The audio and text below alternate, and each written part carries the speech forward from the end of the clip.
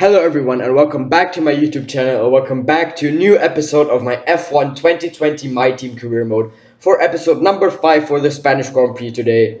If you missed the previous one at the Dutch Grand Prix, please check that one out before you see this one. It was a great rain hit race. But before we start this episode, I have a small surprise for you. I have changed our car livery and this will be our new car from now onwards. I've added the black. The part that was yellow before is now black, but I've kept the yellow on the car, going down from the sides to the front. Just a small bit that was yellow because I wanted to keep the yellow.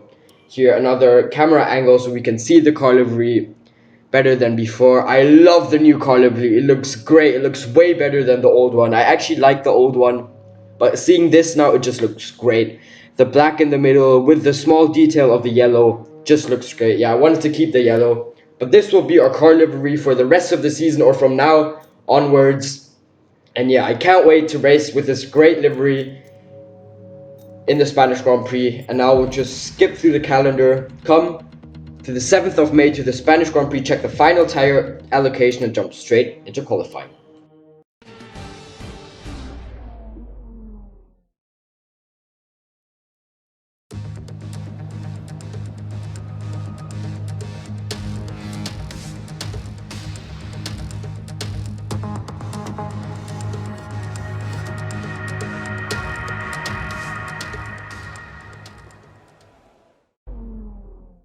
So here we are then for the start of our first qualifying lap in the Spanish Grand Prix with this great looking new livery. It looks great. When I first saw it, or when I was first driving it on the track, I was so amazed by it. It just looks great. The black on top and actually keeping the small bit of yellow looks great in my opinion. But yeah, now we have to concentrate to have a good qualifying in this Spanish Grand Prix qualifying.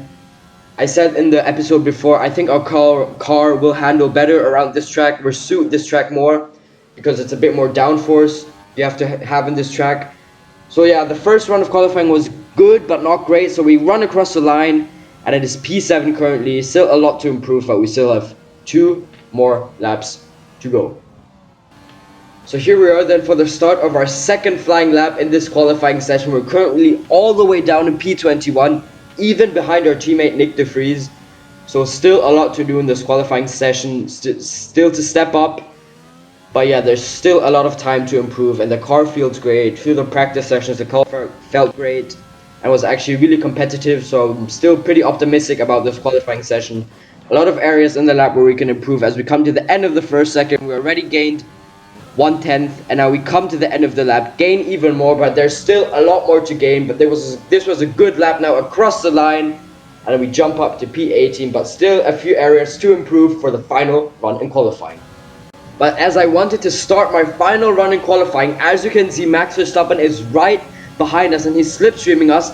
No, please don't move. No, Max Verstappen is trying to move down the inside, and he's down the inside on our final qualifying session as we tried to fight round the outside, but we can't keep the place. And this is it. Our qualifying is over. And I'm really frustrated about this because I felt there's still a lot of areas on the track where we could improve, and it could have definitely been P14 at the end. So really disappointed with this. But the race is still on, and now let's jump into a race in which I'm really optimistic for.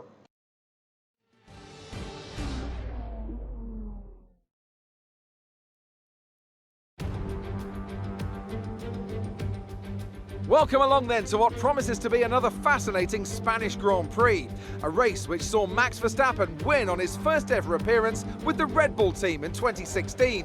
This after the dramatic coming together of Lewis Hamilton and Nico Rosberg on the first lap. Will we see more moments for the scrapbook here today? It's a sellout crowd of 140,000 here today as we await lights out for the 730-metre sprint down to turn 1 of this 2.9-mile racetrack.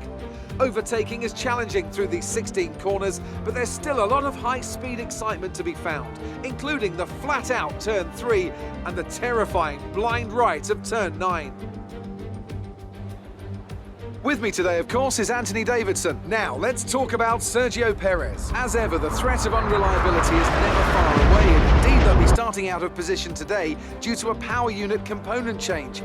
So it's going to be a difficult task to move forward from there. Everyone has to deal with penalties or reliability issues from time to time throughout their career. You just have to suck up the pain and get on with the job at hand. Today isn't about performing a miracle to put the car back where it should be. It's about effective damage limitation. Off the back of a fantastic qualifying session, it's time to see how our starting grid looks for today's race. Good job yesterday from Valtteri Bottas. The Finn starts from pole position, and Lewis Hamilton completes the front row. Considering the rest of the grid, we have Leclerc, Verstappen, Sebastian Vettel and Ricciardo, Sainz, Albon, Stroll and Lando Norris, Ocon, Kvyat, Kevin Magnussen and Giovinazzi, Gasly, Grosjean, Kimi Raikkonen and the captain, Perez. They've taken a grid penalty, Russell, De Vries and Nicholas Latifi. And now it's time to head down to the track. So here we are then on the grid for the Spanish Grand Prix. Starting a bit further back than I hoped for. That was actually possible. But yeah, qualifying is over now.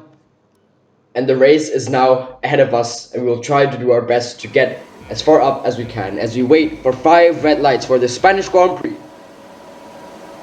It's lights out and away we go. We get a decent start, but then we had great acceleration. And we have already passed Kimi Raikkonen and Romain Grosjean. And we're currently slipstreaming Antonio Giovinazzi in this long run down to turn 1, and we go down the inside of Antonio Giovinazzi. See the gap down the inside of Daniel Kvyat too, as we hit tires with Daniel Kvyat, as that sets our car a bit off.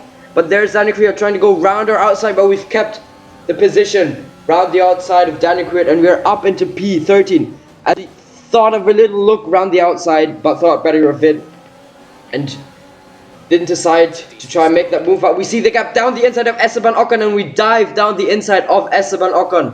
And we've gained another place on this opening lap of this Spanish Grand Prix, and we're up into P12. And Kevin Magnussen, the Haas, is now in front of us, and he's slowing down really awkwardly.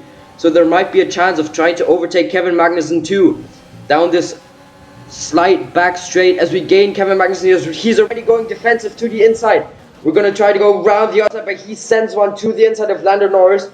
We have to be cautious and go out wide. That loses us a bit time. They're fighting currently, but we're going to try to stick our nose in there and try to fight with them too, as Kevin Magnussen can't get half Lando Norris, but we go down the inside of Kevin Magnussen, and we are all the way up to P11 after the first lap of this Spanish Grand Prix. Once again, we have a great first lap. The great first laps really make up for the bad qualifyings we have. So really happy about the first lap, and the points is just right in front of us, but we have a lot of things to do to try and get into the points.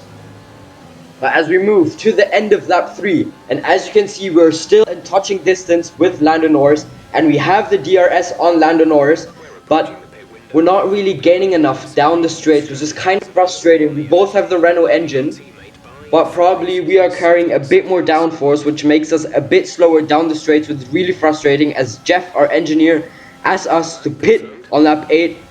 But no, we're going to pit on the planned pit stop on lap 6, because the tires are already starting to fall off, which is not a great sign for the rest of the race. As we move from the beginning of lap 4 to the end of lap 4, and we have gained massively on this lap on Lando Norris. I hope we can make a move now as we gain on Lando Norris, but we're not getting enough. See, this is what I mean. We have the DRS, we're in the slipstream of Lando Norris, but we just can't gain enough, as we have a little look to the inside, but we're too far away to make a move. This is what frustrates me.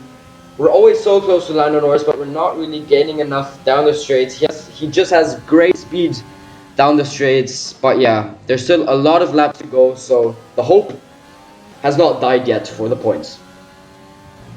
As we move to the end of lap 6, and the lap where we'll come into the pits for our one and only pit stop. Maybe you just saw the tires were kind of done already, which is not great news for the rest of the race. We're going to have to do 11 laps on the medium tires. Yes, the medium tires are fresh medium tires. Medium tires hold longer than the soft tires, and these are the tires that we had in qualifying. As we come to our pit stop, Lando Norris was held up in the pits, and we have jumped Lando Norris. We jumped Lando Norris in the pit lane. I saw in the back he was held up by that one Renault, and we have jumped Lando Norris in the pits, and we are technically up to P10 now. I know on the road it's only P16, but when everyone did their pit stop, it's P10. Yes, come on. Great stuff from our pit crew as we jump Lando Norris in the pits, and we move all the way to lap 10 when the final two cars make their pit stops. And as you can see, we are up into P10 now, but Lando Norris has a DRS on us, and I've noticed he's gained a lot more than we gained on him. As I said before, probably he's carrying less downforce than us. But yeah, so this is not done yet. We still have a fight on our hands for the points because Lando Norris is giving us a run for our money as we jump to the end of lap 14, and there you can see Lando Norris is 5/10 away from us now. He has a DRS, but he's gaining massively down the straights. Obviously, he's a bit too far away at the beginning of the straight, so he's not close enough to make a move at the end. But we have to deliver good laps, lap after lap, because if we make a small mistake, Lando Norris will be there to capitalize on our mistake. So yeah, 1.5 more laps to go in this Spanish Grand Prix. 1.5 tough more laps, or 2.5 tough more laps to go. But we can definitely do it to try to stay in the points. A points finish here would be so awesome as there are yellow flags behind us. And for a moment I thought that was Lando Norris, but it's not for Lando Norris. Probably Esteban Ocon who was behind him, but Lando Norris is now gaining massively on this straight on the final lap of the Spanish Grand Prix. So there's nothing done yet, and as I just said, a points finish would be awesome. That would be so lovely after the bad and frustrating qualifying. I was really frustrated with Max Verstappen there, or just with the fact that we couldn't do our final run in qualifying, because I really felt we could have been much more higher up the grid. And I felt like coming to the weekend, yes, points are definitely possible, but after that qualifying, I had my doubts on that. But then with the great laps, and yeah, it would just be great if we would finish in the points. But we still have one more DRS straight to go, or DRS zone to go. But I think Lando Norris is too far away as Lewis Hamilton wins the Grand Prix, and we're gonna finish this awesome Spanish Grand Prix in P10, our second points finish of the season. Get in P10 for the Spanish Grand Prix. Great job. This really makes up for the bad qualifying we had.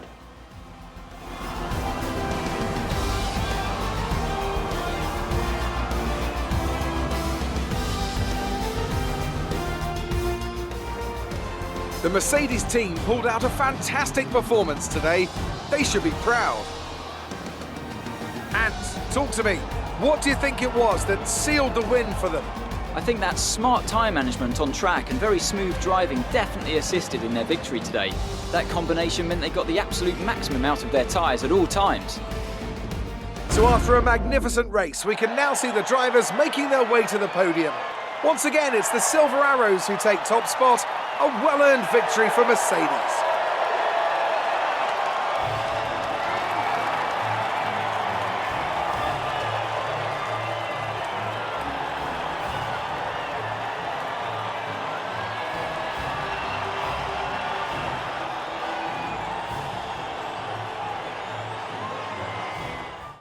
So yeah, Lewis Hamilton wins the Grand Prix ahead of Charles Leclerc, who is once again on the podium, becoming a regular podium finisher now.